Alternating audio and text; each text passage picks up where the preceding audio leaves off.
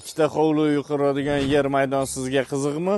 Videoga like bosib qo'ying, videoni oxirigacha ko'ramiz. Bu joyimiz Bo'stonliq tumani Qo'shqo'rg'on qishlog'i, Atisoy MFI, Farovon ko'chasi 59-uyda joylashgan. Hovli uyimiz maydoni to'rt burchi, shlaka blok bilan o'ralgan.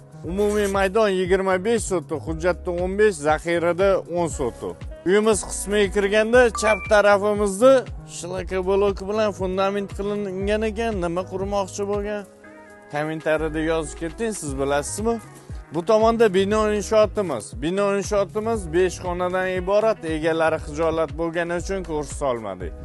Bu yoq qismimiz yana bitta katta uchastka imorat ko'tarsanglar bo'ladi. Maydonni ko'ryapsizlar, haqiqatan katta, juda ham. Bu yoq tomonimizda o'sha aytib o'tgan 10 sotuq zaxiramiz, egalari hujjati borligi uchun to'g'ri burchak qilib shlaka blok bilan o'rab qo'ygan. Bu ko'rib turgan zdaniylar qurilish tugallanmagan. Bu videoni ko'rib loyiha qilishim kerak ekanda boshingizni qotiryapsizmi? Sizga 15 yil tajribaga ega arxitektura xizmatlari, dizayn, loyihangizda, dizayningizda, landshaftlaringizda yordam bera oladi. Mana sizga yechim.